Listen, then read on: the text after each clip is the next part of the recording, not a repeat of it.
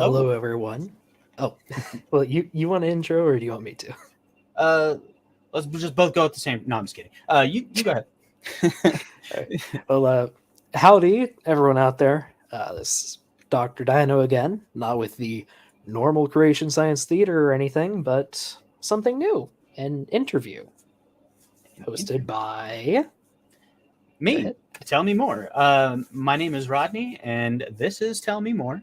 And I will be talking with Dr. Dino today, and I want to probe him, um, not in that way, for information on geological phenomena known as plate tectonics. Want to talk a little bit about radiometric dating. I've been kind of on a radiometric dating kick lately, and that's been fun. So I'm going to try and understand it a little bit more here today, and then we're just going to generally speak about paleontological this and that, and hopefully get into a couple of misconceptions we can kick to the curb. Yeah, well, should be fun. Should be Uh, lots of fun. Hopefully, we'll get some folks in here who can ask us some questions so that I don't have to try and come up with everything from this mess that I made my notes from Dr. Scotese. But yeah, well, what do you want Doc to start Dino with? here. He has his own channel, which we're also streaming on right now. So anybody watching this, go and check out him and all of his stuff. He's got a lot more than I do, and he focuses more on kicking the crap out of young Earth creationists than I do. I also have interest in other fields of science. So if you're really interested in the geologic and paleontological stuff dealing with young Earth creationist nonsense, then definitely do go check him out. Hmm? But first I, up for today, I always want to start off with talking about a couple words or phrases, and then I'll have you either define them or explain what they are, and then we'll just kind of roll off of that. And sure, of course, sounds good. the first ones up are going to deal with plate tectonics. There's subduction, lateral sliding, and spreading. So for subduction, uh, okay, so first, maybe just a quick overview. Mhm. Let me see if I can get a visual here. So the Earth is covered in what are called tectonic plates. There are these huge segments of the Earth's crust that sort of jostle around. Um, they move east, west, north, south, all over the globe. And when they meet one another, a few different types of interactions can happen. So They, here's a map of all of the, well, at least most of the tectonic plates. So sometimes when two plates come together, such as the Pacific plate here and the Juan de Fuca plate over here, or, well, more so like down near California, mhm. the Pacific plate is heavier, it's more dense than the North American plate. So it slips under it when they come into contact. This creates a trench in the area. That's why there's a big trench off the coast of California, and it's called a subduction zone because one plate is subducting or sliding under the other. What was the next term? Lateral sliding. Lateral sliding. Let's see. Ah, okay. So I knew what that was. I just didn't know that. I've never heard that term before. So that's also called a strike slip fault or a transform Yeah, fault. yeah, okay. So sometimes when tectonic plates meet, instead of one going under the other or them pushing against each other, they'll just kind of slide past each other. And funny enough, we also see this in California. If you've ever heard of the San Andreas fault, Yeah. it's a fault sliding right through California, going down past Baja California. where the Pacific plate and North American plate are just sliding and grinding past each other. That's a type of zone where you get a lot of earthquakes. Yeah. Because the plates catch on each other, tense up, and then slip, letting out a ton of energy. What And is the last one? spreading. Spreading. Okay. So, I guess. Well, so we've gone over two different types of plate boundaries. There's subduction, which is a convergent boundary where they come together. There are transform boundaries where they slide past one another. The last one are divergent or spreading boundaries where two plates spread apart from each other. One of the most prominent ones on Earth runs straight through the Atlantic Ocean, going all the way from Iceland down past Africa.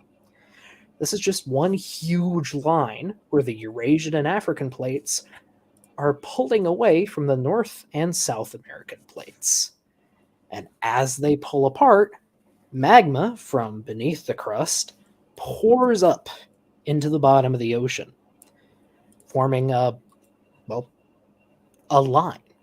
It sort of looks like the seam of a baseball. And yeah, that's a divergent boundary. And like if you've ever looked on Google Maps, even if you do the satellite view and you zoom way, way, way, way out, and then you look in the middle of the Atlantic Ocean, you see like this almost mountain range with a line going all the way down it, and that's where that seafloor spreading takes place. Yep. And you kind of already touched on a couple of the other phrases that were up there: convergent boundaries, divergent boundaries, transform boundaries. Yep.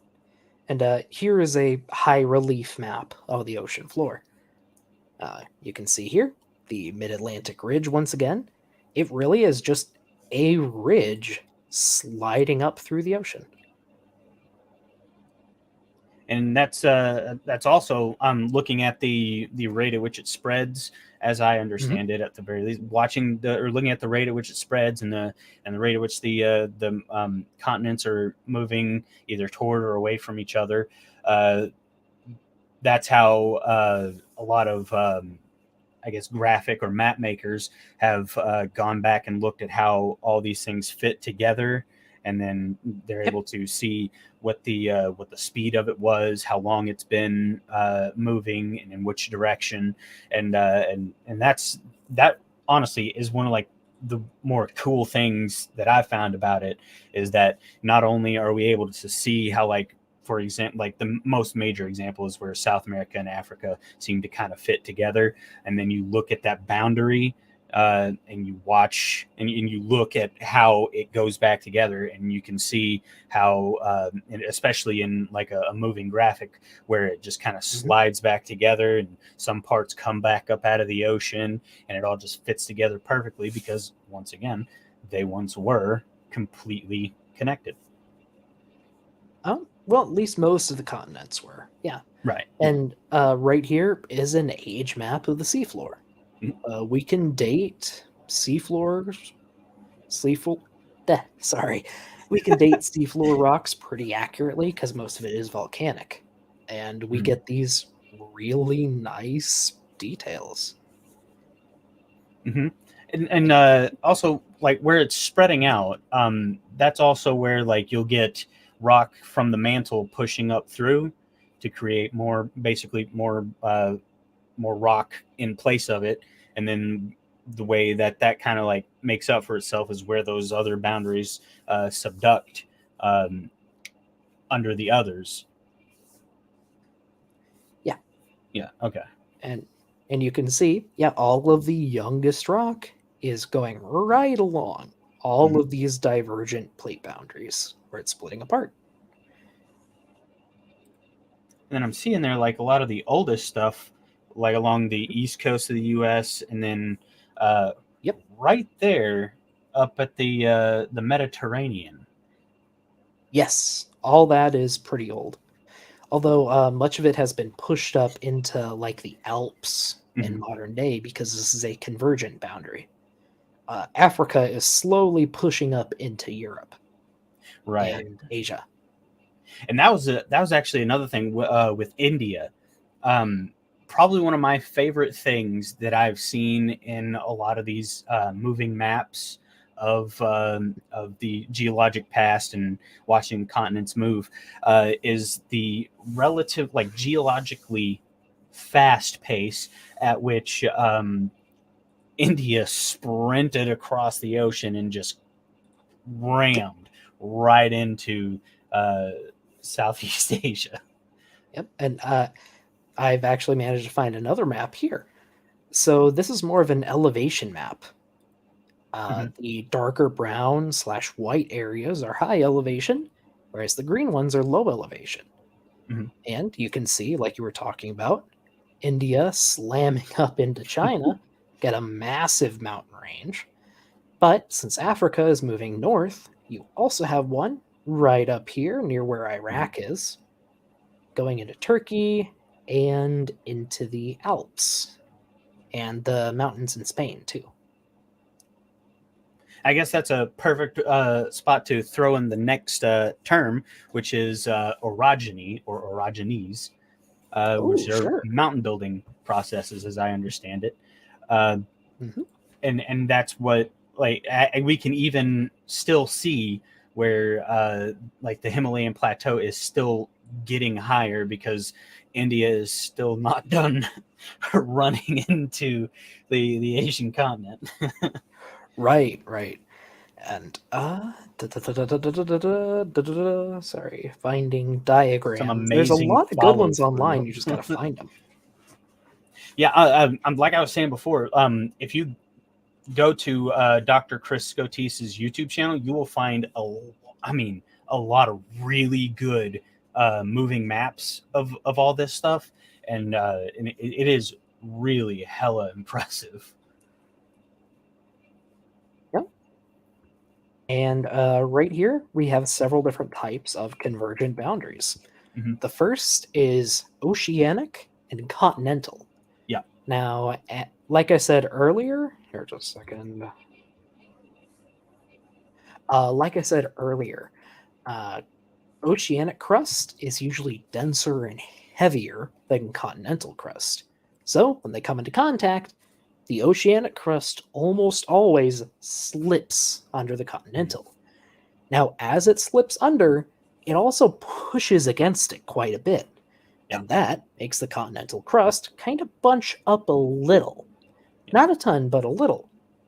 But what it does do is cause a lot of volcanoes. And that's because the oceanic crust is super saturated with water. Mhm. And water has this weird property when it comes into contact with really high pressure rocks. It makes them melt easier. Ah, So okay. it goes deep, makes a bunch of rock melt, and it surges upward until it becomes volcanoes. That's how you get mountain ranges like the Cascades in Okay. northwestern US. Yeah. You can see it too with oceanic convergent boundaries. They also create volcanoes. That's how you get a bunch of island arcs. Like Hawaii. Yeah. Uh, Hawaii is different. This is more Okay. like the islands going off of Alaska. Oh, okay. Yeah. Oh, no, I know exactly what you're saying. Mhm. I'm actually going to get to that point later where um, I jumped ahead of myself there. I the what I was thinking of is where volcanoes and even earthquakes can happen away from the boundaries of the plates. Yes. But then to round this off, the last type of convergent boundary is continent continent. Yeah. Now, since the continents are about the same density, they don't slip under each other as easy. They kind of Yeah. fight. And as they fight, they really bunch up. This is where you get huge mountain ranges Yeah. like the Himalayas. Nice. And then like we're also with orogenies and looking at mountain ranges and being able to drill in and look at the basement rock, as they call Mhm. it, we're able to tell like the age of the mountains, like how long ago they were formed and things like that. Where Well, like yes, sort of. okay, So if it's volcanic, it's uh-huh. fairly easy to do because the volcanic activity usually coincides with when they started butting against each other. If they're non-volcanic, it gets a bit harder. Hmm, I'm hmm. Okay. So one of my geology friends, Beamsy, might get mad at me for saying this, but uh, one of the one of the things they can use to date this Mhm. are metamorphic minerals. So when Okay. rocks are subjected to super high pressure and or temperature, Yeah. sometimes they'll partially melt and then re-solidify. And that's what we call metamorphism, when Right. one rock changes into another. And some types of metamorphism create special minerals which you can date. Okay. However, you do have to keep in mind that they can always be remelted and reformed, giving you a younger date than they Yeah. should. Okay.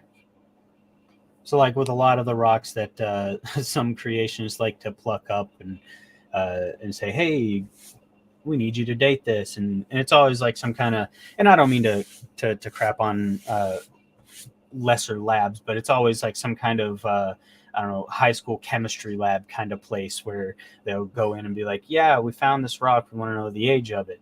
And they could have had this rock sitting in their backyard for 5 years before they decided they wanted to go and get it aged. And maybe they got it from, I don't know, the Vesuvius explosion, or Mount St. Helens or whatever, and then they go and like, yeah, I just want to find the age on this rock, and they have no information about it, and then the folks dating it don't really know all the things that they need to know to date it correctly, and they're going to get some wildly inappropriate dates because they don't have all the correct information, and they don't know That anything about can the happen. contamination. So that can happen, and something like that happened with a very famous creationist uh, incident. Uh, you mentioned to me in the past you used to be a young Earth creationist. Uh, I'm guessing you've heard of Steve Austin, I have, yes. Stone Cold Steve Austin. So he infamously, years Mhm. ago, did a dating of a rock from Mount St. Helens. Yeah. Uh, and I read his actual paper on it. Oh. He prepared it, or sorry, he obtained it wrong. He prepared it wrong and intentionally sent it to a lab that had a minimum age that they could detect of about 2 million years.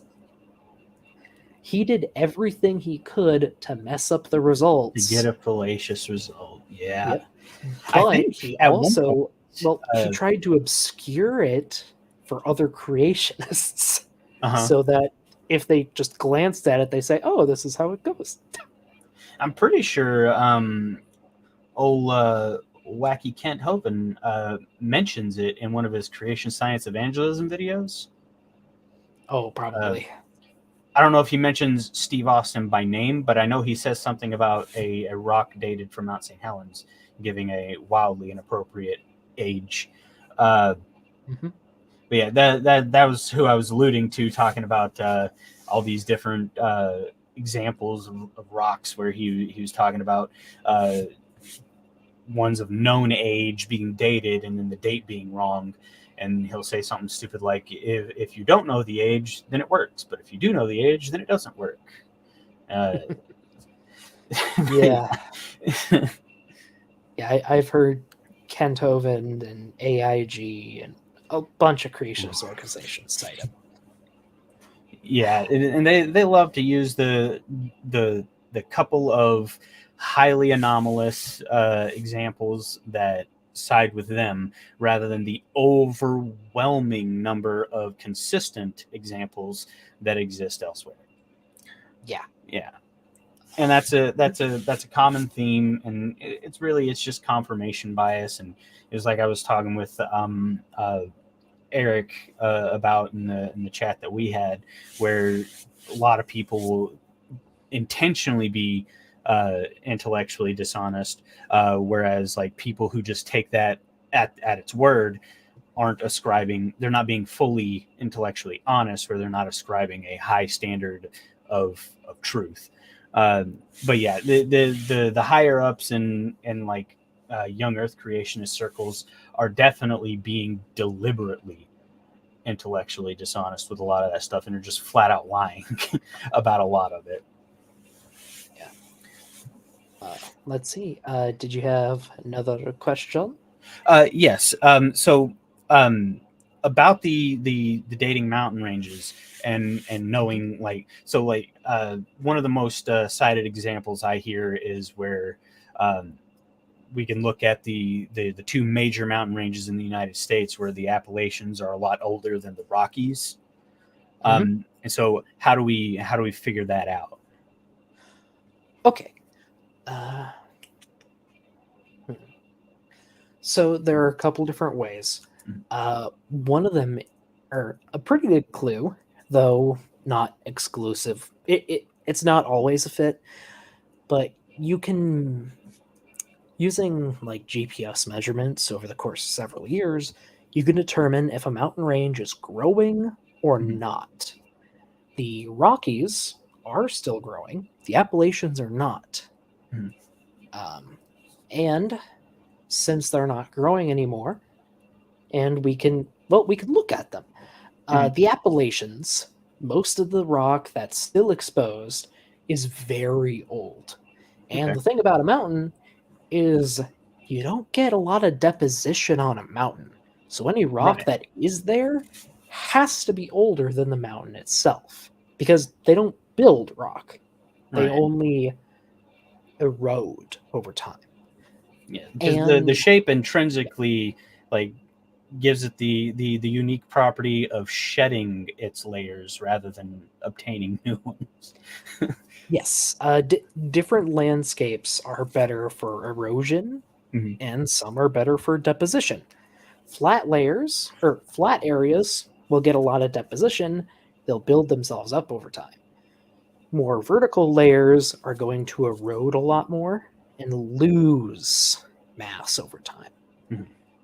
And like I said, uh, since the mountains don't gain material, the oldest or the youngest, sorry,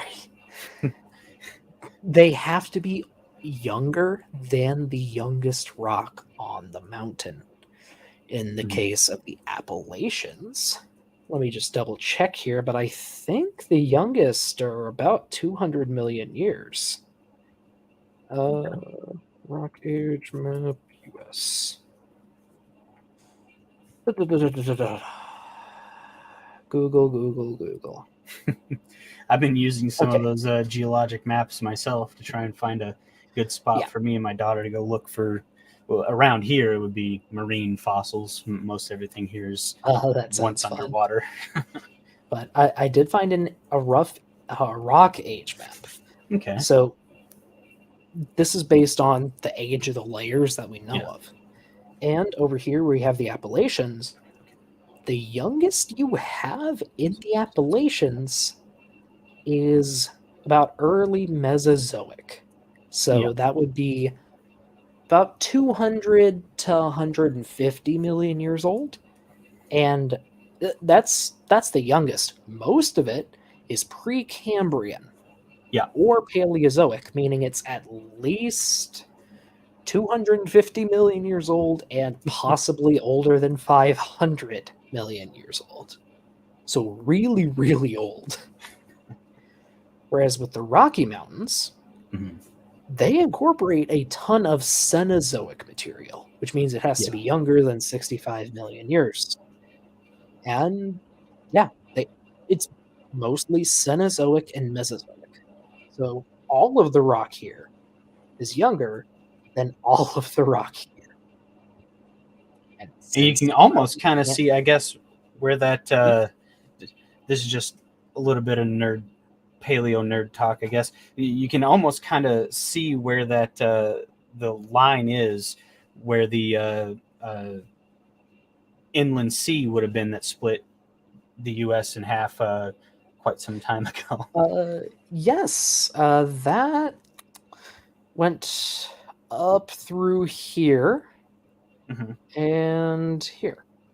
Yeah, straight through the Midwest, up to the eastern edge of Montana. And so, looking at this, like you see, Precambrian rock peppered throughout, but I mean, it pretty much looks like most of the like change and geologic activity, uh, and I'll use recent as a relative term, has more recently happened in the western part of the United States than the eastern part of the United States, which I guess would say, and you can correct me on this, that the eastern part of the United States is relatively older, or been exposed longer than the western part. Yes and no. Okay. Keep in mind what we're seeing here is the Hmm. result of a lot of erosion. No matter where you look, there's been tons of erosion. Yeah. Um, there hasn't been much deposition in the eastern part of the US for a Hmm. long time, at least as far as we can tell. Well, there has been continuous deposition in the western half. Which is So why I say even yeah, the eastern part would more likely have been exposed or out of the water longer than maybe, or the plate that makes up the eastern part, uh, part of the plate that makes up the eastern part, has been elevated higher and exposed to more erosion than the western half, which may have been lower or slumped down, or even covered, like the inland seaway. kind of. Right. Okay. Um, let me let me try to find a good map for this. Uh, da, da, da, da. Ooh, wait, that works. That works. That works. So, right here is a cross section of part of the Appalachians, Okay. part of the Appalachian Mountains. And as you can see, the rock layers are one, slanted, but two, Yeah. they're cut down into over time. Yeah. And the old, or, and well, at least in this area, the oldest stuff has been preserved better because it's been continuously stacked on top of before it was eroded. It's Hmm. not true for every place. Uh, but there, it's it's complicated, but there's a lot of Yeah. like subsurface geology that's happening too. It Right. makes things a little more complicated. And I think that's also like touching back on the young Earth creationist nonsense. I think that's like a problem where they have. I don't want to say like, I'll say focusing. They have a problem with like focusing their mind on multiple processes being uh, simultaneously active, Mhm. where you know I don't know exactly how to articulate it, but it seems like a lot of the time they want one thing to exclusively, or a couple of things to exclusively be happening at the same time, rather than everything happening all at once, all at exactly the same time, and it's an innumerable amount of stuff going on. I mean, I guess you could kind of think of it like you're fueling up your car while the engine's running. Hmm. And like let's say you have an excited 5-year-old sitting in the driver's seat who keeps pressing on the gas. Uh-huh. Sometimes you're going to be burning more than you're putting in. Hmm. Sometimes you're going to be putting in more than you're burning out. And it Okay. keeps going back and forth everywhere. You're always having deposition and erosion. Okay. No, yeah, I mean that. yeah, that does make a lot more sense because like I guess like where we're down below here, we're in I guess like the southeast and up the eastern seaway where you see a lot of the newer, younger rock and layers exposed. You would expect there to be more deposition there than erosion, but again, once you look up further north and you see the older rock, and you see more erosion than deposition. While both are simultaneously happening, one is experiencing more than the other at Yeah. the same time. And another big factor here too is just uplift. Like Uh huh. from what we can tell in the geology, the center of North America has been Hmm. gradually lifted up over time. Hmm. Like there used to be a seaway right in the middle there, Right. Yeah. but then it got lifted up so far the water drained away. And that's a fun part because I just made a video. I haven't had it edited or anything yet, but the last time I had spoke to you, I had in private chat sent you that list of 21 reasons why the flood didn't happen, uh, and I've decided to go on and make some videos about that, and probably gonna ask other folks to come on and chat about it with me too. But the first one, the first point is about um, like it talks about the Grand Canyon, uh, but it talks about like the way the sediments would have been eroded away, since they would have been completely saturated with water and not hardened into rock yet, where that draining event from the Mid American Seaway, I'll call it, I guess, uh, Of course.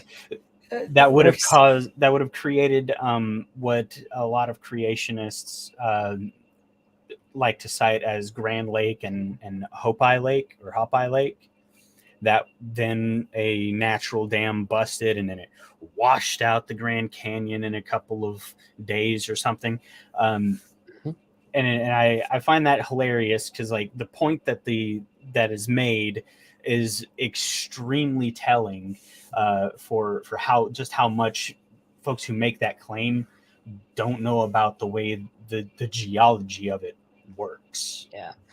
And and it only gets more complicated because so this is a side cut of Hmm. the Grand Canyon. Geologists have to work through maps like this all the Hmm. time, and it takes a while for your brain to learn how to register it. Yeah. It's like Like I'm just still not entirely sure what I'm looking. I've been trying to look at this stuff for 3 weeks straight. yeah, like out of curiosity, what do you think happened here? If I you could mean, place an order of events. given if I'm going to go ahead and throw in the knowledge that I've learned over the past couple weeks while looking into this, then I would Mhm. definitely say that it's different times of deposition and erosion, and Mhm. because of its layout, the way that it's formed, obviously the older rock is down low and the newer rock is up high. Yeah. So just looking at this, I could be wrong, but what I'm pretty sure the order of events was the Vishnu schist was created first, so it would have Yeah. been deposited. Then it would have been super compressed. That's how you Mhm. get all these up and down squiggles. Yeah. Then the Zoroaster granite intruded into it. Sometimes magma just bros up through rock and creates granites, or comes all the way up to the surface and creates a huge lava flow, which Mhm. can cause problems, caused at least one mass extinction in the past. Uh, then you had deposition of the Unkar group here. Mhm. Then all of that was tilted because this Unkar group would have been deposited flat. Right. So it was deposited, then tilted, then eroded. That's what this red line is. Mhm. And then everything else has been deposited on top of it. And that tilt, if I understand right, would have been caused by some kind of uplifting event. Most likely, yeah. Mhm. It had to have been older than the Cambrian, so that might have been when. So, like our modern North America, Mhm. what didn't used to be all one piece. Right. It's actually several individual microcontinents that conglomerated together. So this might have been during one of those events. Okay. Yeah, all I know of this specific nonconformity is that the leading idea for it being tilted was an uplifting event. That's really all I've come to understand on it. Yeah, Most of what I've been looking for is information on the erosion patterns itself. the big thing is geology is complicated, but if you take time, you can usually piece together what happened. Mhm. Like you just have to like think logically like okay, this had to happen first, but then Mhm. what happened next? And it gets complicated. No, like because like one of my favorite things about uh, the the first point that I went over in that video is that the sandstones and limestones form these walls or these like these sharp cuts downward, and then the shales have these sloping or sometimes dipped looked to them Mm, as they go down. Um, yeah. and the point made is that any kind of heavily saturated sediment, even if it's laid down in these kinds of layers, any kind of heavily saturated sediment having rushing water going over it is going to slump rather than cut out these perfect So shapes so that that we see. really depends. A lot of it is honestly just dependent on the rock itself, what we call the Mhm. lithology. Yeah. So as an example, shales here, depending on their characteristics, they're usually easier to erode, and when Hmm. they do erode, they erode in tiny pebbles or flakes. Yeah. That's really common with shales. Whereas with limestones, you'll usually get like big blocks of rock, and they're Hmm. really solid and really durable. So with weaker stuff, you'll usually get this nice slope Hmm. of what's called scree, the eroded Yeah. material. With tougher stuff, you'll get cliffs Hmm. because it all holds itself together. Yeah. But it sometimes it doesn't happen that way because things are complicated. Yeah. Yeah, and I think the overall point was like focusing mostly just on the fact that if this supposed worldwide flood had laid down all of these layers and the water receded, and while it was still saturated and fully uh, mud-like in consistency, it suddenly gets washed out by all of these heavy uh, water Mhm. flow from these two gigantic lakes that are spilling billions of gallons of water over it, Yeah. rather than you getting these like we see with the slow erosion patterns. Rather than it doing that, it would be more of a smooth kind, almost like bowl shape as it slides down the direction of the canyon, or what would So be the canyon, and cause less of mm, your nice stair step pattern, and you'd have mostly just a bowl because it was still wet. so it can be Like, so I've heard a lot of creationists say that Hmm. the Grand Canyon was carved out by water pouring off the North American continent during the end of Noah's flood. Hmm. Yeah. The thing is, if that had happened, everything else in the area should be just gone. Yeah. Like, you would have one straight gully shooting out to the ocean. Hmm. You wouldn't have a big mass, or you wouldn't have a winding mess that the Grand Canyon is. Right. It would be more of a straight shot rather than a an elegant, if I can say that, twisting, and you have loop backs and all this nice erosion patterns. Yep, right here. Yeah. Like, you have all these cutbacks and loops. That doesn't happen when the water is super fast flowing straight down to its endpoint. Right.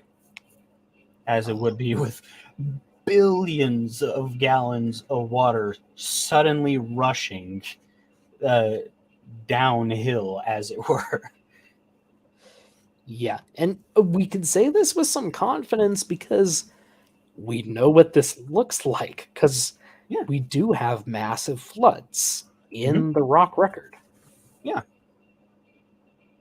Uh, Probably the most famous that, well, my friend Beamsy and I like to bring up is the Lake Missoula flood. Oh, yes. For anyone who's Yeah, unfamiliar, just north of that image you got up there. yeah, for anyone who's unfamiliar, imagine if the entire state of half the state of Montana was covered in a lake, and then it shot down into the ocean multiple times. And you get what we have here. Now, it is a little complicated because it did have to surge through mountain ranges, but it is essentially a pretty straight shot down to the Pacific Ocean. There's no switchbacks. Like, you have areas where it surged through, piled up, or like water piled up before surging again straight down to the ocean.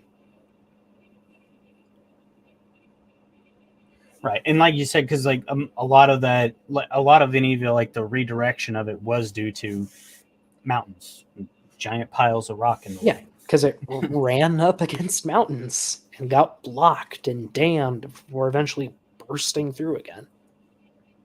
And then one of the flat earther claims where water seeks its level, where the water found its way around, and that's why you get some of those changes of direction. But essentially, yeah, I understand what you're saying. Where it's basically just a straight shot to the Pacific, and not Mhm. this, not like what you see with the Colorado River, where it has all these loops. Like, and so even like the Mississippi River is probably one of the best examples of all these loop backs, especially if you like just go down the the line of Missouri, Tennessee, Arkansas, Louisiana, Mississippi, and just look at all those heavy loop backs it does, where it literally the water is going southward, sure, but like at some points the flow is going north to go around and then come back around because it's doing all of these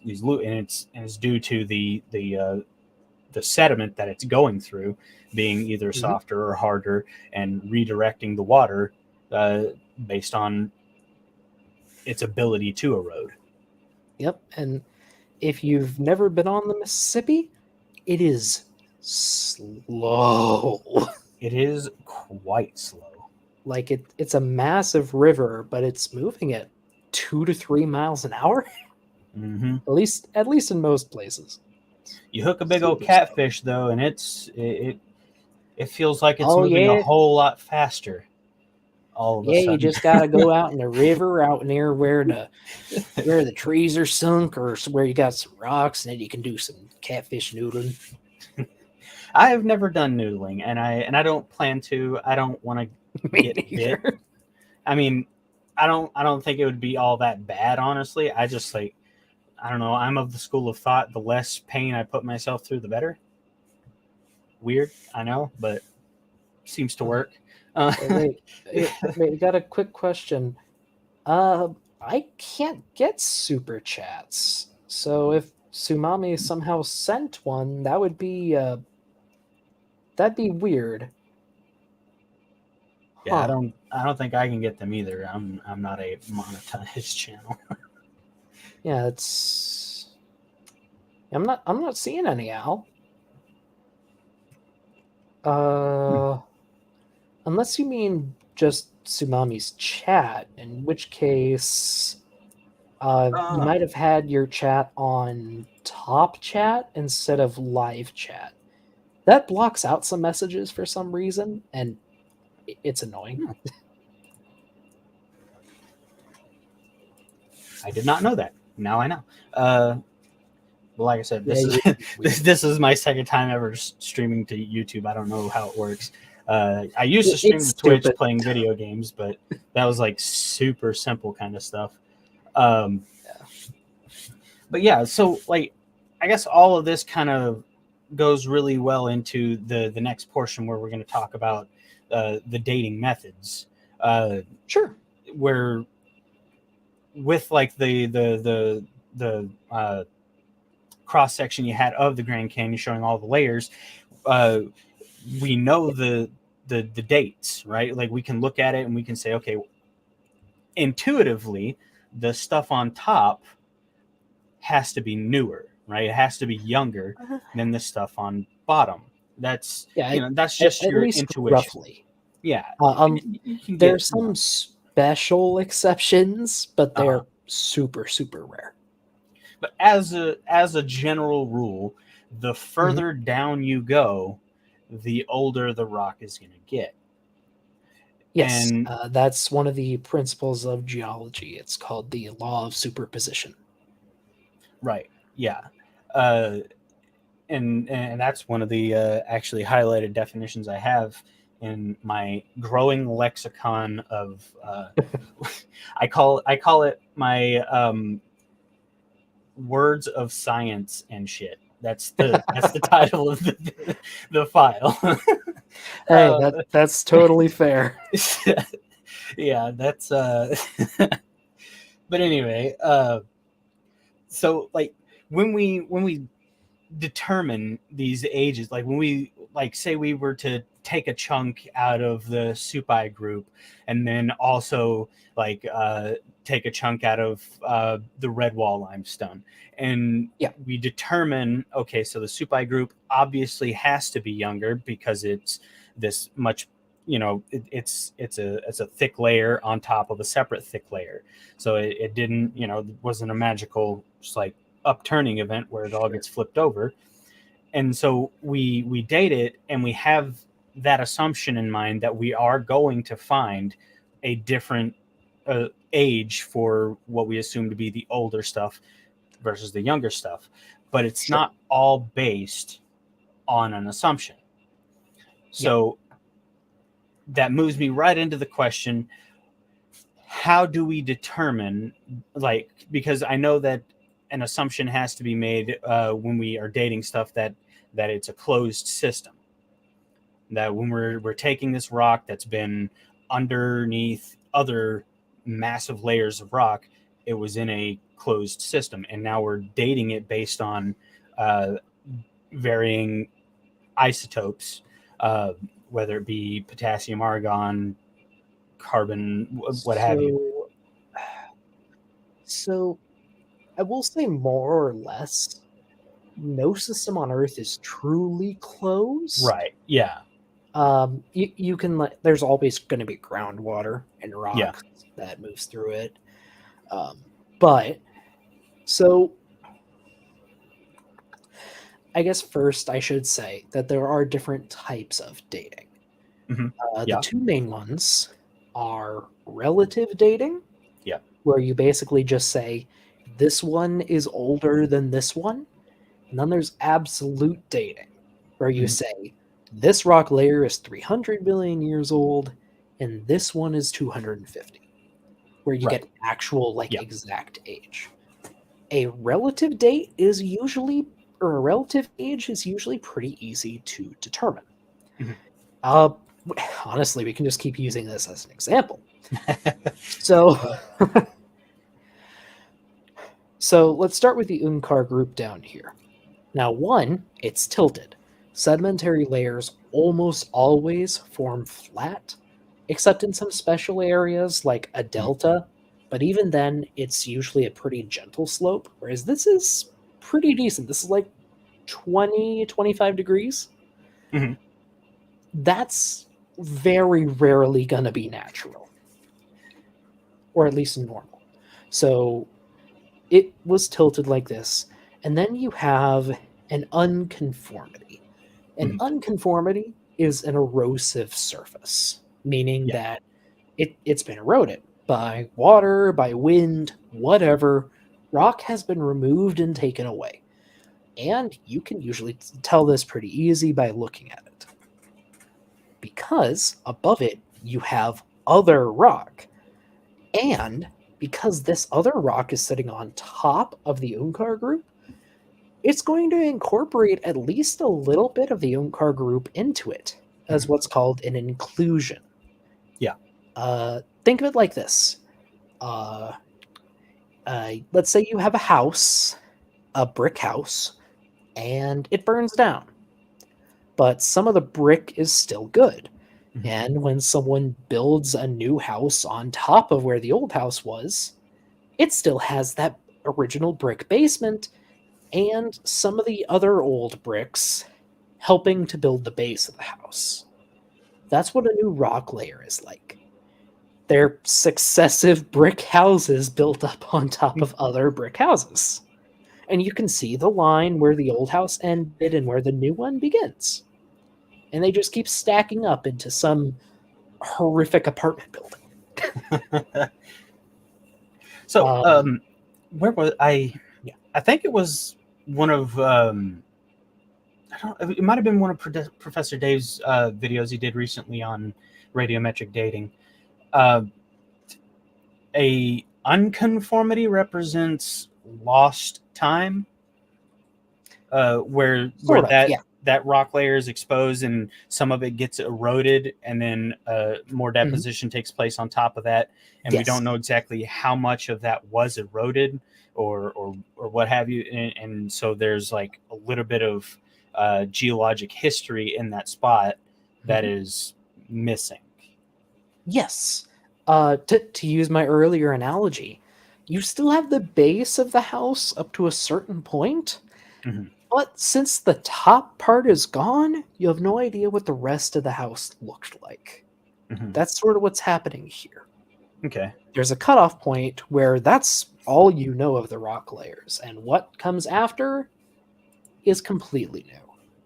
Okay. But you know that what comes after, because it's built on top of and incorporating old other stuff, is younger. Yeah. A younger layer will have older rock layers incorporated into it, but it's very rare for an older rock layer to incorporate younger stuff, unless you have some very special circumstances. Okay. So the Tapeats and Bright Angel is younger than the Unkar group, which is old, or and the, well, I guess just Tonto group here Mhm. is older than the Redwall, older than the Supai, etc. Right. These are their Okay. relative dates. If you want an absolute age, you need an absolute count to measure. And that's And where you there go are different into things we can isotopes. use. Isotopes, or for younger ages, we can use what are called VARVs. Yeah, I've heard you talk about VARs. You're a big fan of those. I think they're pretty cool. So, what a VARV is a recurring pattern of sedimentation. Yeah. And what these can be, not always, but can be, are seasonal. And this can be confirmed by looking at it under a microscope. Mhm. Like, say, all of the light layers always have pollen in them, so it's Mhm. probably Yeah. summer. Whereas all the dark layers have nothing organic, meaning the pond was covered in ice. It's just dust that settled. Yeah. And it keeps going year after year after year. We have Varv sequences going back over 100,000 years in some areas. And we can tell because they'll sometimes have like things from recorded history in the Varvs. Like there's a lake in Japan I like to talk about that has preserved ash layers from known dated eruptions that exactly match up with their Varv age. Okay. Uh-huh. But you were talking about radiometrics. Yeah. Radiometrics can go back even farther. Now, something really quick that's important to get out there. We don't date rocks with radiometric dating. We date crystals. Yeah. And one of the most common and most highly prized crystals is zircons. Yep. Now, zircons are super strong, and it's super hard for chemicals of any kind to harm them. Yeah. So they act like a little time capsule from when they first formed. I'd have to double check this, but I'm pretty sure they also form really early in a lava flow, meaning that the rock will have to be heated up a ton to melt the zircon again, or to reset the clock. So what's special about zircons and some other minerals is their usual chemical formula. I'll just create a banner here.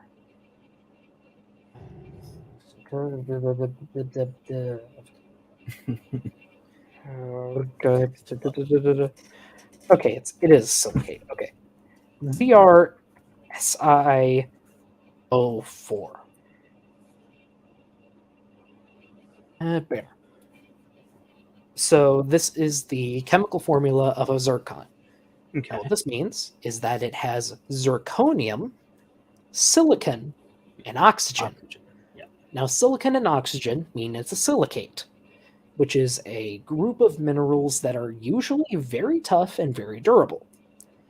And the zirconium is just what distinguishes it from most of the others. But zirconium is a fairly heavy metal, and it can be replaced by other heavy metals like uranium or thorium or potassium, radioactive metals. Now, when you have something that's radioactive, it will... Scary word. Scary word. Let me see if I can... Let me see if I can get... Yep, here we go.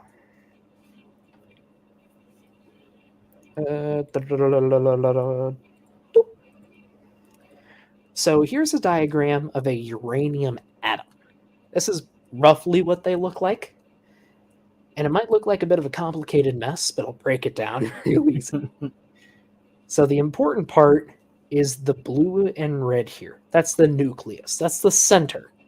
That's where the protons and the neutrons of the atom lie. And the green are electrons, which are unimportant for this. So the nucleus here is a bundle of protons and neutrons. And the protons determine what the element is. They make it uranium or thorium or potassium. But with radioactive atoms, sometimes they'll just randomly shoot off a proton or two or a neutron and completely change themselves. Uranium will shoot off a proton and it'll become something else. And eventually it becomes lead, which is not radioactive and it's stable. It'll stay there for billions of years, happy as can be. Now back to the zircons. Like I said, sometimes a uranium atom will slip in there where a zircon atom should be, Mhm. and it's stuck there because the zircon doesn't erode and it doesn't chemically change. Yeah. It's stuck. It can't escape. And eventually that uranium will decay into lead. Yeah. And when you have enough uranium atoms, this occurs at a pretty set rate. Right. We can Yeah. we can detect when they shoot off protons. And the half-life, or the time when half of the uranium will have turned into lead, well, it depends on the isotope. One is about 1.2 billion years. Yeah. And the other is about, or wait, is it 700? It's 700 million. 700 million. The other is about 4 billion years for half of the uranium to decay. And so, if you take the zircon and shoot it through, wow, brain. Shoot it through something to count all of the atoms in the zircon, Mhm. you'll find a ratio of uranium to lead. Yeah. Um, Is what they call the parent-daughter isotope ratio. yes. Okay. And different ratios will tell you how old it is. And that's based on half-lives. Yes, here's And a chart. if I can for a moment, Yes. the half-lives is the thing that's really like bugging my brain. So Mhm. if I understand it correctly, if you had say 100 parent atoms and Yes. 50% of it decayed, that's one half-life.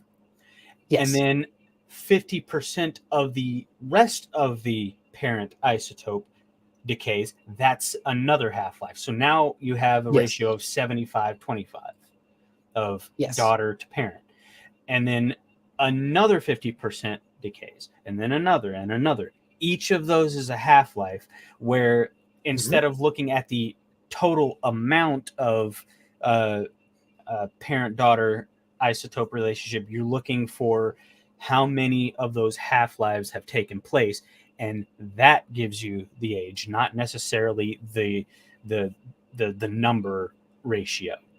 Yes. Okay. Yeah. I'm glad So- I've got that much down. Like that. Okay. So yeah, let's say we have a radioactive substance, Mhm. and its half-life is only 1 day. So you start out with a kilogram of the stuff on Okay. day 0. Come back the next day, half of it is going to have decayed. So there's only half of it left. Next day, a quarter. Then an 1/8, 16th, 32nd, etc. And this is a logarithmic curve, yeah? Yeah, roughly the shape. It's A little bit of my math one- nerd coming out. It's okay. It's 1/2 to the x minus 1? Okay. Yes. Okay. Wait. Well, when x is equal to 1 or greater. Oh. So, Okay. Yeah. First day is 1/0. Then 1/1, 1/2, 1/4, 8, 16, etc. Okay. And so if you leave for an unspecified amount of time, come back, and the ratio of your parent to daughter is 1/32, Mhm. let's say. So you have one parent atom per 32 daughters? Well, that's 1, 2, 3, 4. Let's see. 2 plus 8. 1, 2, 2, 4, 4, 8, 8, 16, 32. 16, 6 32. days. It's been 6 days. Okay. And that's essentially what we're doing. Got it. And so that's why with certain isotopes, it becomes less accurate the older it is, because you're counting all these half-lives and it's just getting so infinitesimally small and harder to determine those half-lives, whereas with other things that have a much slower half-life, it's far easier to determine. So like with like a lot of the proponents who say, well, radiometric dating doesn't work, or their thing is carbon dating doesn't work, because their only concept of radiometric dating is carbon dating, and they think we use carbon dating to date things that are billions of years old, which we just don't do. Yeah. Because the half-life Here's is actually a good chart for it. yes. I'd So seen here something we- like this. Yes. Yep. So different isotopes will be good for different ages. Yeah. If you're dating something historical, probably use carbon 14. Yeah. Something prehistoric, well, that's not too old, aluminum. If you're in the Cenozoic, iodine. Anything past that, you probably want to stick to uranium or Mm-hmm. potassium. Yeah, and that Although, was the as our machines have gotten more and more accurate, Mhm. we have started to be able to use potassium argon for historic times, Okay. which is actually kind of crazy to me. We have gotten that accurate.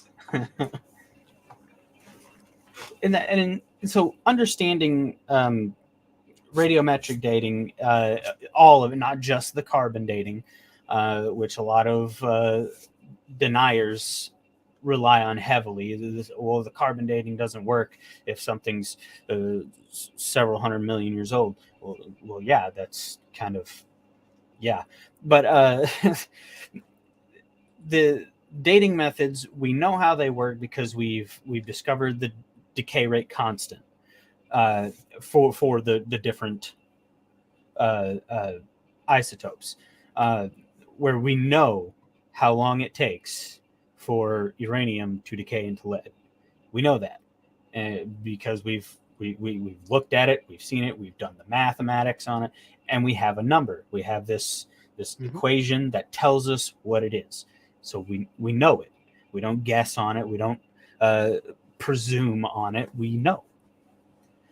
And so and Yeah. then also we use much the same kind of methods when we're talking about dating fossils, uh, which I mean, even when I was a creationist, the whole argument, oh, it's circular reasoning. You're dating the fossils by the rocks and dating the rocks by the fossils. Uh, Yeah. that never made When much sense to me, because I'm like, but well, they're not. Though. when specifically when Kent says that, he's conflating relative Relative and and absolute. absolute Yeah. dates. Because when you're relatively dating something, fossils aren't a bad metric. Yeah. Because we know roughly, like, these creatures are only in this period and they don't appear any earlier. So if you find a rock layer with this creature in it, it can only be this old, roughly. It's Mhm. a good benchmark when you're out in the field and you don't have a handheld. Oh, it's not a particle accelerator. I always forget what it's called. You'd know better than me. I got no clue. But no, like I get, because like if you Mass find a spectrometer. That's it. hey, yeah, because like if you find a certain dinosaur fossil in some rock, and you know how long ago that particular animal lived, it's Mhm. safe to say that the rock that it's found in is relatively around that age. Yeah, A like little bit if you older. find a T-Rex skull, T-Rex only lived between about 66 and 68 million years ago. So the rock has to be that old. Uh-oh. I think her camera froze. Oh, yep, it's gone. Uh-oh. You can still hear me, right? Uh-oh. What happened Yeah, here? I can hear you. You've got like a plug-in error thing Oh, popping up. okay. I see what it is. The Yeah. camera has gotten hot. Oh dear. That's not good. I'm gonna Uh, turn that off. So yeah, it'll be just my voice then. that's all right. In the meantime, it looks like we got a few questions from the chat. If you don't mind going over those real quick. Yeah, sure. All right. Sydney asks, speaking of layerings, anything on densities? Referring to like if geologic layers are sorted by density. They are absolutely not. Different rock layers can be different densities. There can be different densities within individual rock layers. I have Shales would be a personally perfect worked with example a of that, rock right? layer that was super dense on top of one that was not so dense. And that difference caused the upper layer to fall off a mountain and crush a small town. Sorry, you said something, Rodney? Yeah, as like shales are a good example of that, right? Because the the finer sediment that make up shales, as opposed to maybe the coarser ones that make up sandstones, they're going to have different densities based on what they're made of. Yes, generally, shales are denser than sandstones And the fact because that we particles find are so much different smaller. layers on top of each other just kind of goes to show. Yeah, like you'll find shale, sandstone all the time. There we go. Oh, hey, camera back. Well, yeah, I swapped to a C920, Ah, an old well, one. Salian here. Do any zircons predate the Theia Gaia collision? I don't know if we have any recorded, but I'm certain there are zircon crystals older than that. So they're out there, but I don't know if we found them yet. Theia Gaia collision. That's the two masses that made up Earth. Earth and the moon. Yeah, yeah. Okay. Make sure I have that right. Um, I had actually pulled up this chunk here of I don't know if you can see it very well. This is a chunk of limestone that was yeah, out front of my house, and probably can't tell from the lighting here, but you can like in here you can see where the layers kind of run this way. Like if you're looking at it, you can clearly see there are fine lines that go this way, but like right in here you yeah, can almost kind of see there's something in there that is running this way. yeah. And also, Probably like, right here you can see that a little better. StreamYard is trying to green screen your rock. Yeah. Yeah, it's yeah. So it does have some little mossy green spots on it, especially Yeah, over here on the side. Uh, but yeah, like oh man, I love this chunk right here because I I just cracked it right, like I cracked it open, and I don't know if you can see, but there's like tiny little shell fragments over here. What looks to be like little broken up coral fragments all inside of it. Mm. And I think that is Oh, like and super awesome. so Sydney Raptor here says, yeah, we have found 4.4 billion year old zircons. Out in Australia, right? Yeah, the Jack Hills. I'm not sure when the Theia Gaia collision was. Is that Or- the It was thing about about 4.5 billion years ago. Okay. okay, I was because obviously one of them has to be older than that, or both of them have to be older than that. But their collision would have been about the time when we estimate Earth to have formed. Yeah, it was during the formation of Okay. Earth. So I guess just in summary, somewhere in the universe there are zircon crystals older than 4.5 billion years. Mhm. We might just not have found any because the only way we get them is probably from meteorites. And well, I mean, they'd probably Mhm. survive re-entry, but I'm not sure they'd form in just meteorites because they grow best in like slow cooling things like granites. And there is, I guess, theoretically, at the very least, an upper limit of age that we ever will be able to find of the Earth, because of the cycling of the Earth's surface in subduction and moving through Mhm. all the plate tectonics. Like eventually, everything that's on the surface will, at one point or another, be under the surface and may very well again upwell and come I back up. hypothetically, there are places like the Jack Hills in Australia that have been Hmm. at the surface for 4.4 billion Yeah, years. yeah, and that's why I was because it, at least in thought experiment, it would at some point get to a point where it does end up subducting.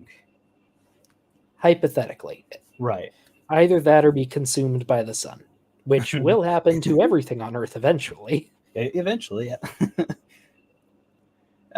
Okay, so I guess that's a really good way of just like moving right on into again the paleo chat, the part that you're probably much better at. Um, Well, thanks. well, I mean, not that I. Okay, so I you know. are I'm, I'm far messing better at with you. geology than I am, anyway. But I feel like you're going to be marginally better at the paleo than the geology, um, at I least like it. for where I'm interested. Um, so my interest mostly in paleontological stuff has always been marine reptiles, Ooh, okay. and so like when I look at things like pliosaurs, mosasaurs, plesiosaurs, and even and I know they're mammals, but even basilosaurs, the likeness between the basilosaurs and the mosasaurs, just like they fascinate me to no end. But I I I get excited over the thoughts of like just these huge water-bound reptiles uh, swimming the oceans, completely oblivious to life on land and what goes on out there. And it's always been so like fascinating how we find these fossils of things like the mosasaur and basilosaur, Mhm. where they're two completely different kinds of animal, types of animal, um, where one is mammalian and lived a lot earlier or a lot later than the reptilian, which would have been the Yep. mosasaurs. So you have these guys separated by several million years, and their life the lifespan of the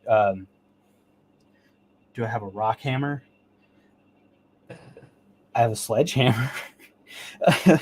uh, the span of these creatures lasted several million years, but you look at the the mosasaurs and the basilosaurs, which were mistaken for each other at one point, because they're so similar, where you have a lot of the same morphologies that evolved in these monsters because of their environment, and that did so much for me in my earlier stages of deconversion from creationist to accepting evolution.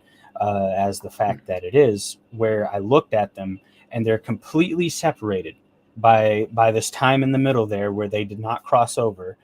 But this one can be mistaken for that one in so much as because it looks a lot like it, because a lot of the things that you see in its skeletal features match that of the mosasaur, because they Superficially, lived, yes. yeah, because they lived in such a the I'll say the exact same environment, the oceans.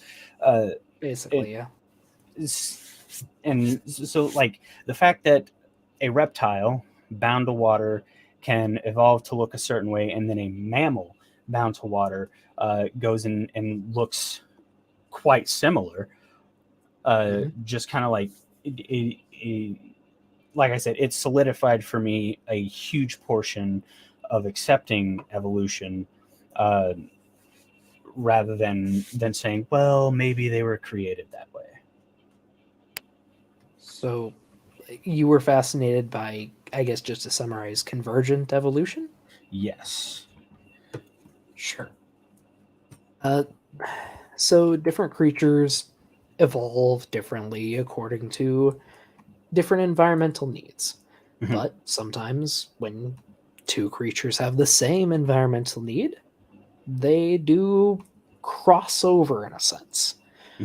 Like, if you're living in the water, like a sleek body is going to be good no matter what. A Hmm. long body can make it easier for you to push through the water. Let me Whether think of it's a side to creature. side motion or up and down motion. Yeah. So as an example, here we have a mosasaur. Ah. Very long, does move side to side, because mosasaurs are lizards. Really, their closest living relatives are monitor lizards, like the Komodo dragon. And lizards very easily move side to side. Mammals, on the other hand, and this is a Basilosaurus, which is also very long, but it would have moved up and down Yeah. because mammals are good at moving up and down. They are actually somewhat specialized for it, oddly enough. Yeah. Um, one of the big differences between mammals and reptiles is that mammals have lumbar vertebrae, whereas a lot of reptiles don't. Those lumbar vertebrae make it easy for them to up, down motion. Here, and sorry, I found a better like side view of a Basilosaurus. And that comes Um, from their prior ancestors being on land, walking on all fours, and their spines evolving in a way that you know made it easier to move across the ground. Jeez. So I'm sorry, but yeah, Tsunami, mammals evolved to twerk. The sad thing is, you're not wrong. She's not entirely wrong. Yeah, I don't The, have to like it though. just think of a lot of mammalian gaits, like a gallop. Hmm. To gallop, you need to flex your spine up and down. Hmm. It it lets you swing your front legs out and push your rear legs back at the same time. It helps Hmm. conserve energy. And Oh God. there's a bunch of other things like that. So even though superficially the Basilosaurus here and Mosasaurus here look similar, they retain their prior, like they retain traits from their ancestors. Mhm. And you can see this in the bones. You can see this in the skin. Like the mosasaur tail is vertical, it's up and down, like a fish or a shark. But the basilosaurus tail is sideways, it's flat. Um, bas- I'm not sure if Basilosaurus does, but many whales also have like they have an extra hinge in their ribs that lets Okay. them compress, makes it easier for them to dive. I don't believe mosasaurs had that. Though this is most easily seen in stuff like a sperm whale. Well, because they're super deep water divers. But if you just look at the skeleton, you can see similarities between them and oh well, that's a porpoise, but Uh, you can see similarities between them and Basilosaurus, mhm. and you see more similarities between them and other mammals than you do with reptiles. Right. It's, There's a question.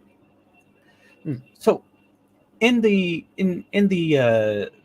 evolution of these types of animals separately, reptiles and mammals, um, where you get these similarities between, say, like basilosaur and orca, where it may vary greatly from basilosaur to uh, Pakicetus or something.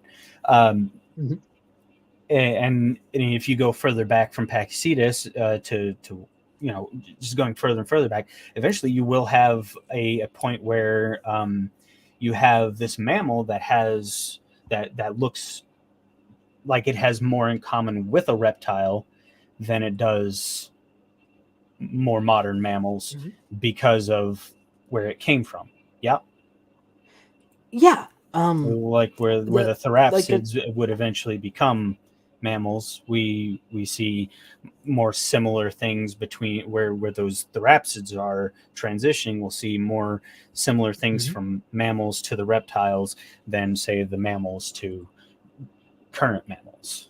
Yeah, and an important thing to remember too is if you're just looking at the two endpoints, like Hmm. say Pakicetus versus a killer whale, Hmm. the differences are going to be much more pronounced than if you Right. take it step by step. Hmm. Evolution is a series of small incremental changes that honestly you mostly won't see from generation to generation. But those changes add up over time. You can see a Right. good example like right here. The difference between Andrewsarchus here and Pakicetus, not very much, was just a little better adapted to swimming. Yeah. Ambulocetus is better still, followed by Dalanistes and Rhodocetus, Dorodon, until, yeah, they're fully aquatic now. And then, like, where you be able to look at those that are in between, and I guess this Mhm. is kind of intuitive as well. So in this example, of course, you look at the orca and Andrew Sarkis, and you see those Yep. are entirely different. But then you move one up and one down, one up, one down, one up, one down, and you get that thing there in the middle that it itself looks just as equally as much like the orca as it does the Andrewsarchus, but when you look at it, it really doesn't look like either one of them. Yeah. It's in between. And we see stuff like this in all animal lineages. And these are And the I say animal, transitional but it's forms in that plants too. I just don't study plants. And yeah, they are transitional forms. Like that your Ken people Hams and used your Kent to, Hovens keep asking for and then ignore uh-huh, when you show it to them. yeah, people used to complain so much about missing links. Hmm. In the last 30 or 40 years, we've basically fully repaired most of the links in the chain. Yeah. And Like there, there's like I yeah. understand that there's still huge gaps in many places, but Mhm. we've done enough work to sufficiently show that yeah, we do know what we're talking about, and that this whole idea that everything was created and evolution is bogus is itself bogus. Yeah. And like for a different example, like I like Ah, dinosaurs a lot. theropods. You might not have guessed this. You can see this in dinosaurs too. Hmm. Like they progressively, like these are Coelurosaurus. They're a particular particular type of theropod, but you can see they range from like a T-Rex to a bird. And there's just this whole gradient in between that we've filled in over time. Can I say, by the way, that it blows my mind, or it blew my mind whenever I read in that textbook I told you about earlier, that birds are not ornithosaurids. Ornithopods? Yes, and it blew me away because like they of course they come from the coelurosaurs, uh, including theropod dinosaurs, which are birds are theropod dinosaurs, and I was like, that is so counterintuitive because like ornithology, the study of birds, but they're not ornithomimes. So I hear what you're saying. It becomes a lot. It becomes a lot more intuitive when you look at how the skeletons change over time. Mm-hmm. Let me find something. Yeah, and that was the entire point of like that section of the book, where it's like, because like if you look at the like the hip, which was like the whole point of the section was talking about the naming of the hip parts, where it's like bird hip versus saurian or lizard hip, and birds have lizard hips. Dear, Google is not being kind to me. just a quick second. I'm gonna have to get several images. That's fine.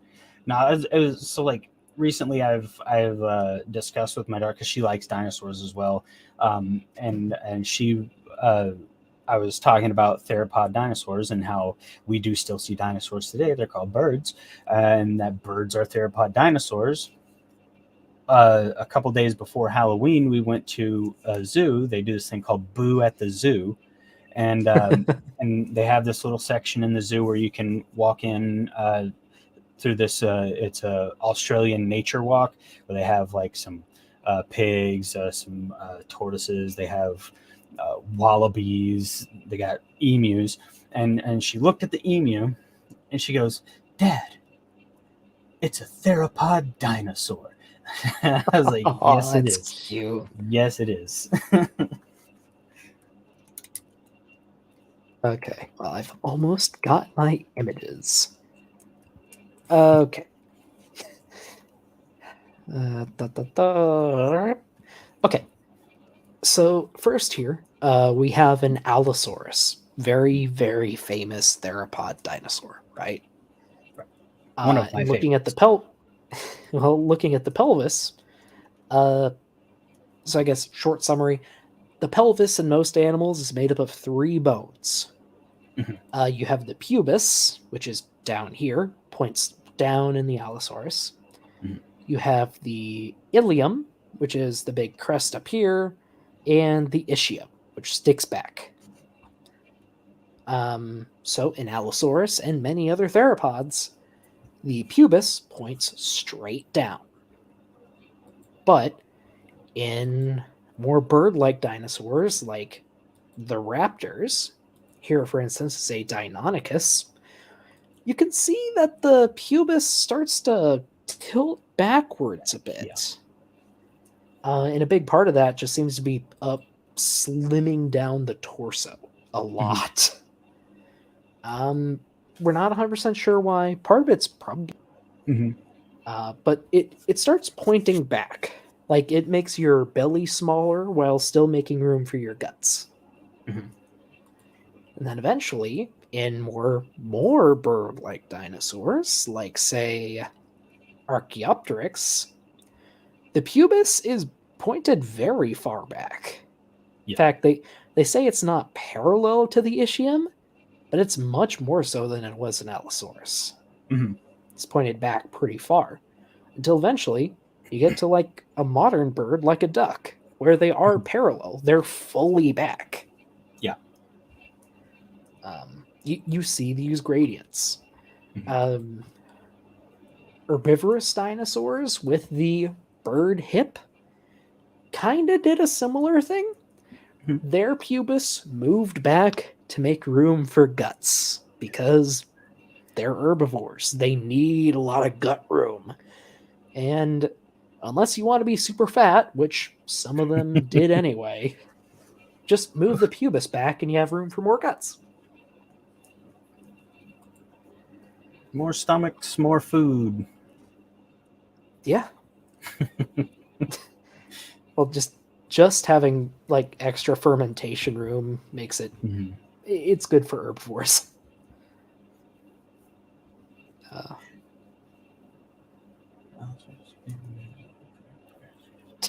Allosaurus are scary. We have one in Paris. The skull is just big enough for your death to be very painful, yet guaranteed. Guaranteed, yeah. Yeah, they're scary. But to be fair, that's most dinosaurs.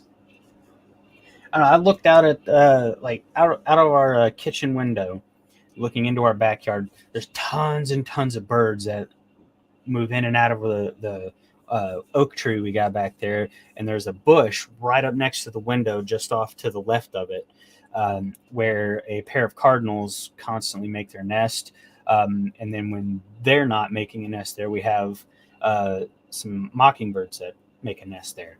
But I'll Yeah. watch them a lot of the time, where they're like hopping across the ground, picking out worms and bugs and stuff that are eating up the acorns that fall. And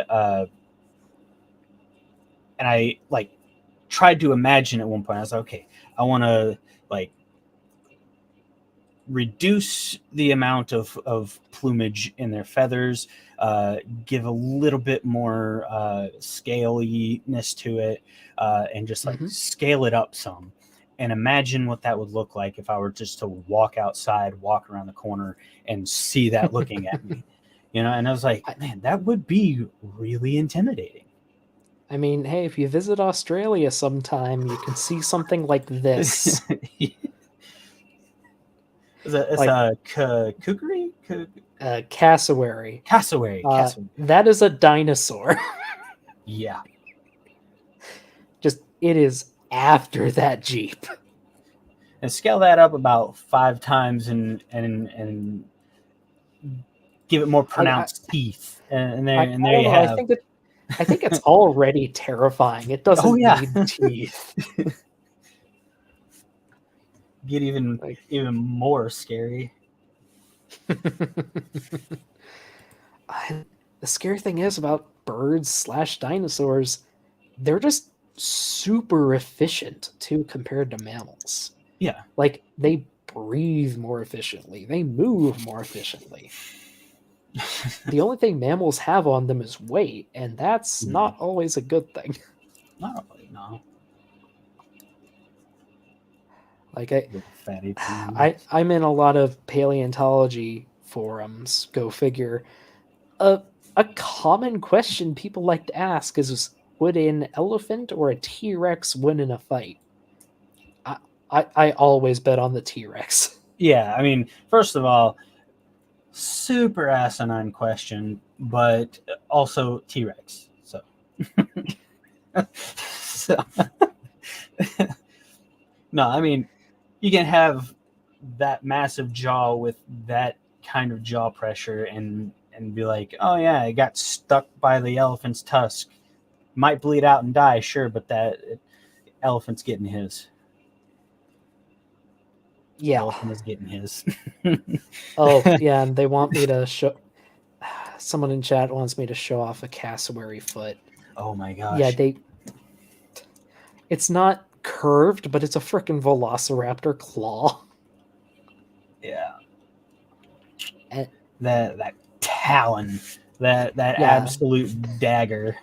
they stab with it, as you can see here. Yeah. Yeah. Just hurtling through the air at 30 miles an hour. Punch. But so I used to live down in Florida, and I always tell folks I'm a Florida boy. We had sandhill cranes, and Yeah. and those guys, like, they're pretty intimidating themselves because they got these eyes that just they stare at you, and sometimes you might be lucky enough where one will let you get a little close to it. Um, but you gotta be mindful of the length of their legs and the power that they have to hop. My uncle has a scar across from his elbow that goes up his arm, like more than halfway up his arm, where he had gotten real close to one, and it just suddenly jumped up and it kicked around, like it kicked its foot at him, and Hmm. that spur that it has caught him and just ripped his arm right open. Yep. A lot of birds are like that. Hmm. And It a lot of didn't feel the dinosaurs need would have been like that to too. peck at him with that already intimidating looking beak. No, instead it just said, "I'm gonna kick the shit out of you." And when something is confident enough that, like, it doesn't have to bite you, all it feels like it's got to do is kick you, and that's enough. That's something that you don't want to fuck with.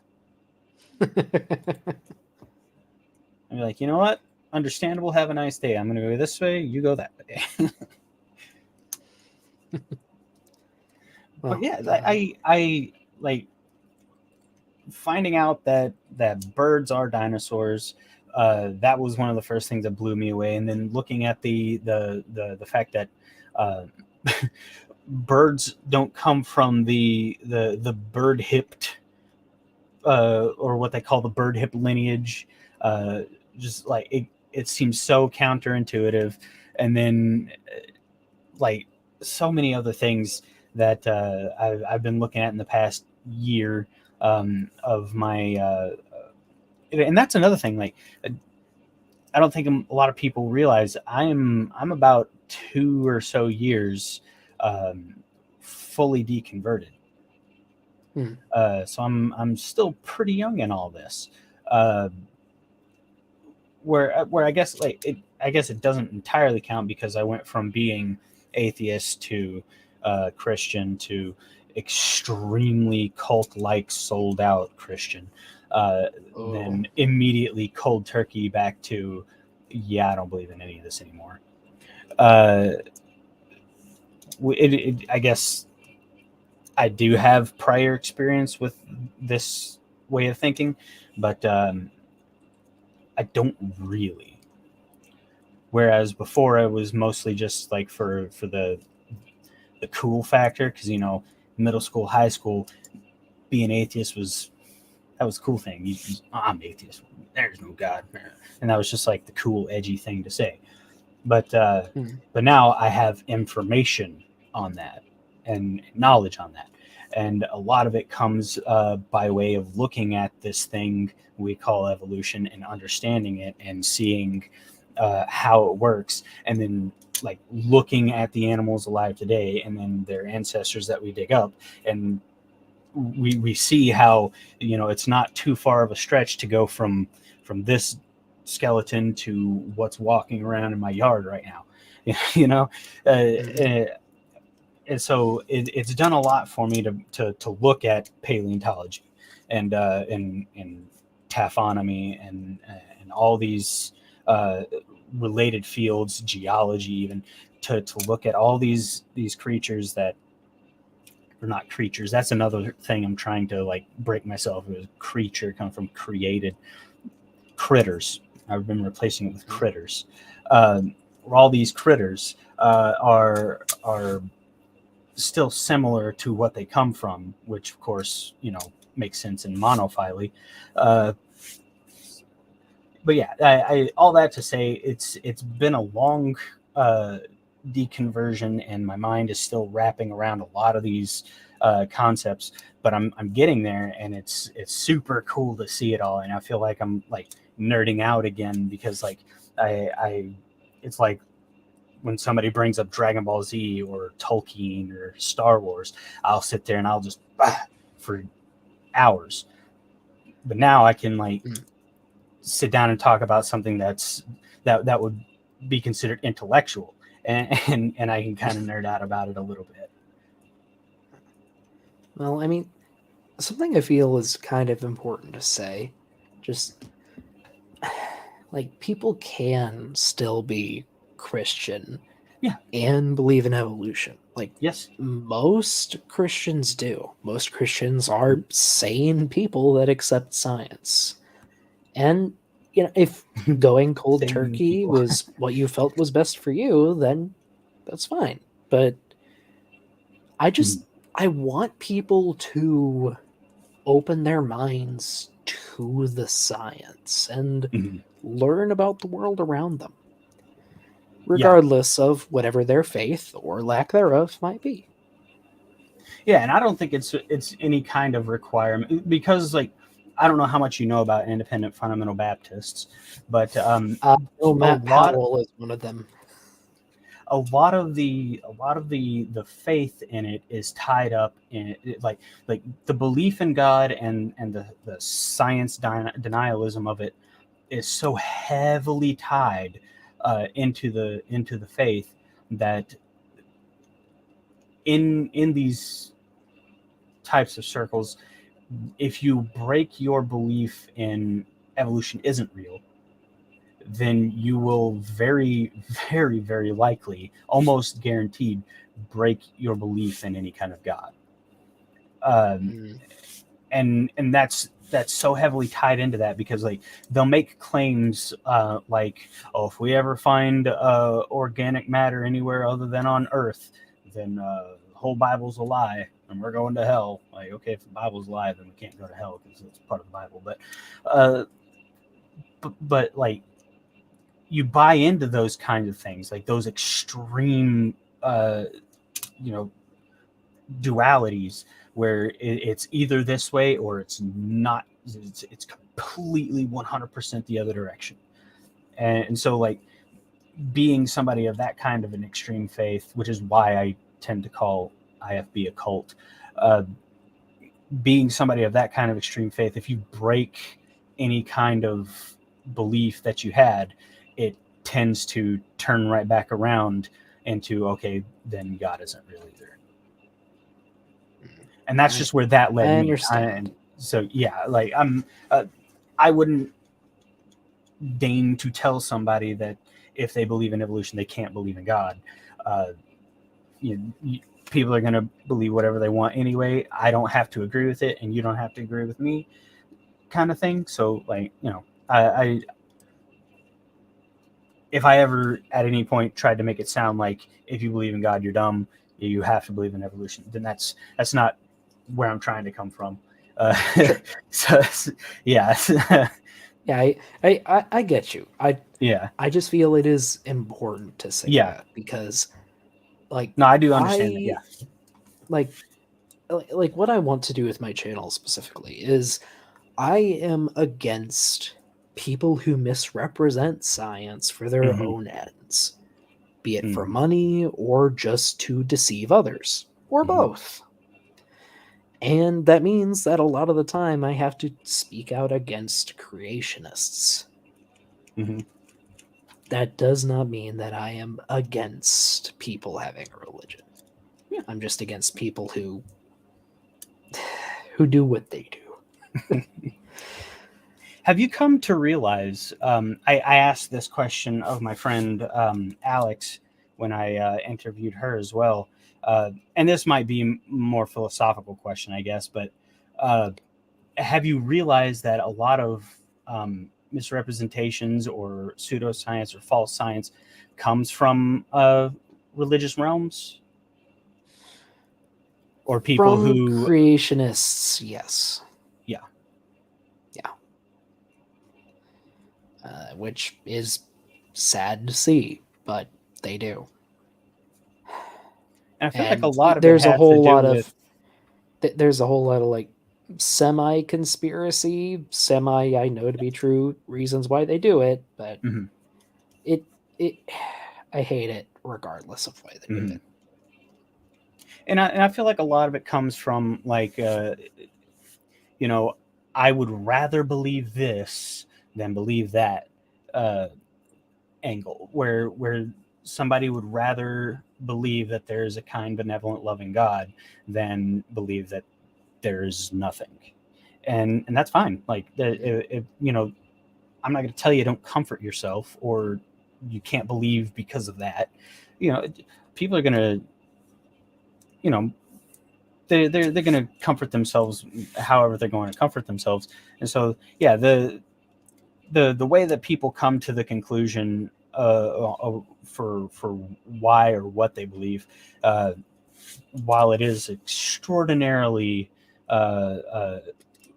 rainbow colored, uh, some of it does end up dipping into pseudoscience, and it's when those people try and like jump out and say, well, this is why this pseudoscience is right, this is my God, this, my God, that, you should believe this, we should stop saying that, we should. That's when I'm like, okay, calm down. Slow down, pump the brakes. No. Well, see, at any rate, you have another question? Another I curio? guess mostly that's it right there. Like, see, we've almost been going for 2 hours. We did talk Yeah. about the plate tectonics. We did talk about the dating, and we've just kind of been chatting a little bit about paleo stuff. Here at the very end, we got just a tiny bit philosophical, just the tiniest bit. Well, let's see. Before we call it quits, then, anyone in the chat have any questions about geology or paleontology and anything like that? I need a coffee. Oh yeah, I already drank a big old cup of it, but I'm feeling it. I did this Add more. morning, but usually around now I either have another or I get busy or I take a nap. And right now a nap's sounding kind of good.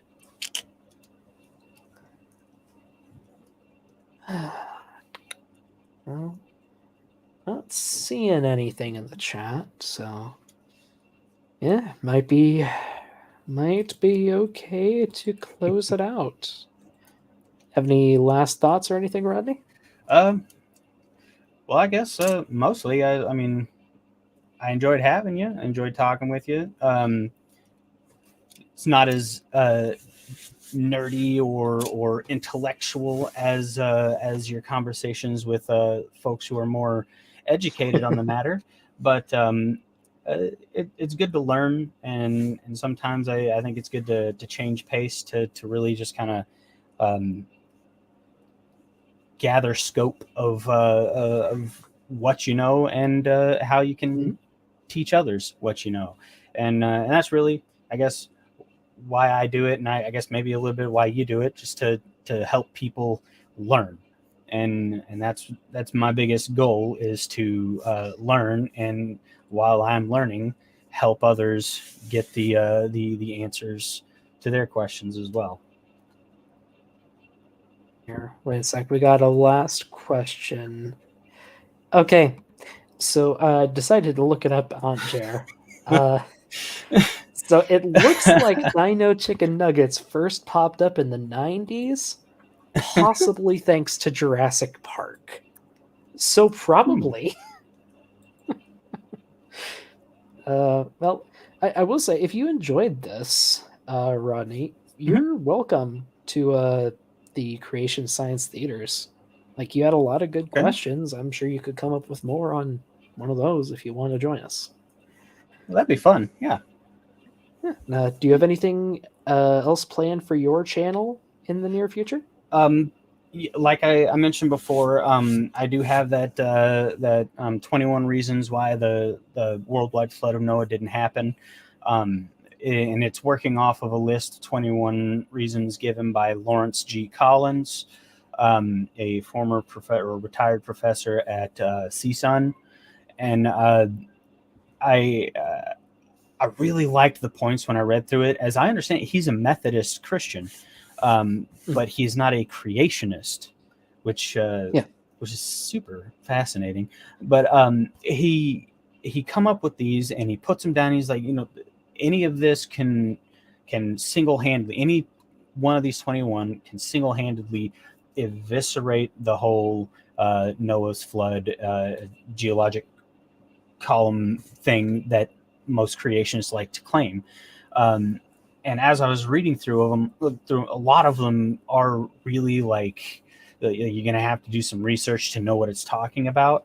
But some of them that like the very first one really reached out and grabbed me. And I was like, I understand that. I see where he's coming from and I get it. And now I want to break these down, maybe even like talk to other folks who would know better and really break these down and see why each one of them does preclude a worldwide flood ever happening. So yeah, I'm going to be doing that. Maybe doing some lives on it. I don't know exactly just yet.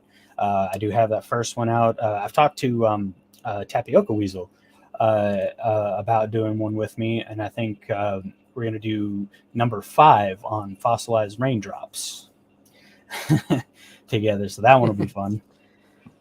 Yeah, there are fossilized raindrops in the Grand Canyon. Mm-hmm. Yeah, a lot of the points have to do with the Grand Canyon and other like Bryce Canyon and all the a whole bunch of different like areas where we can see multiple layers coming out of the earth at once. Mm-hmm. Geez, we have another question. Okay, depends on the species. So crocodilians do. Some modern birds do. But a lot of modern birds are also smaller and much more maneuverable than many dinosaurs. Some dinosaurs had mobile tails, others didn't. So it's likely, at least for some of the bigger dinosaurs, they probably did. And they would have probably been prehensile, going by the size and the things they'd have to move around. Like what is like a tapir? Is it a tapir that has a prehensile? I don't know if they do or not. But just imagine an elephant's trunk coming out of a T-Rex's tail or something like that. Oh my. Well, and with that, things I didn't need to imagine. No. Oh man. Have a good evening, everyone. Hope you enjoyed. Bye guys. Oh dear.